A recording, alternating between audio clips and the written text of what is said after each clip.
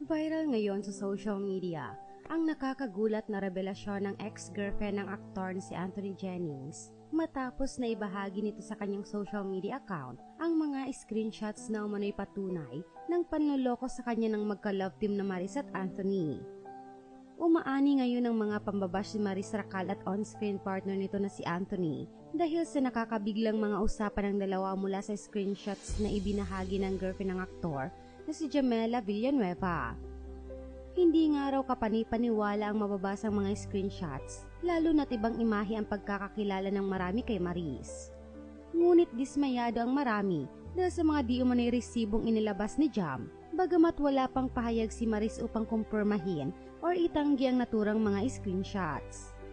Ayon kasi sa mga mababasa sa screenshots, nagsimulang tila may mga lambingan na ang dalawa kahit off-cam nang magkaroon ng problema ang relasyon ni Maris at ex-boyfriend nito na si Rico Blanco. Gayunpaman, paliwanag ni Anthony kay Jam, gusto lamang niyang i-comfort si Maris upang maging maayos ang kanilang trabaho sa kabila ng pinagdadaanan ng aktres. Ngunit nagpatuloy pa raw ang tila mas lumalalang panloloko ng dalawa kay Jam, kung saan ay mababasang may mga physical touch nang nangyayari sa dalawa, ngunit patuloy itong pinagtatakpan ni Anthony. Isa na dito ang makeout ng dalawa na umano'y nangyari sa CR ng mga babae na dahilan ng aktor ay hinila siya ni Maris at doon nagsimulang may nangyari sa kanila. Ikinabigla din dito ng marami ang mga chat ni Maris kay Anthony kung saan ay tila may ginagamit din sila bago ang makeout.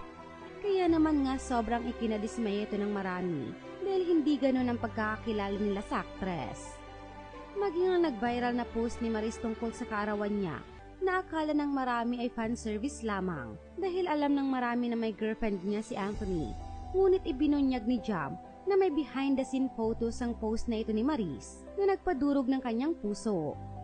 Mababasa ring ilang beses na sinabi ni Anthony kay Jam na ititigil na nila ni Maris kung ano man ang ginagawa nila, ngunit nagpapatuloy ito hanggang sa humantong na sa hiwalayan ng relasyon ni Jam at Anthony.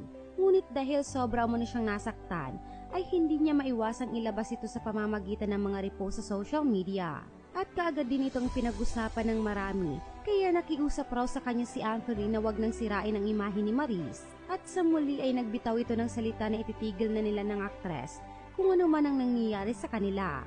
Gayunpaman, hindi na nag-reply si Jam sa mga mensahe ni Anthony sa kanya.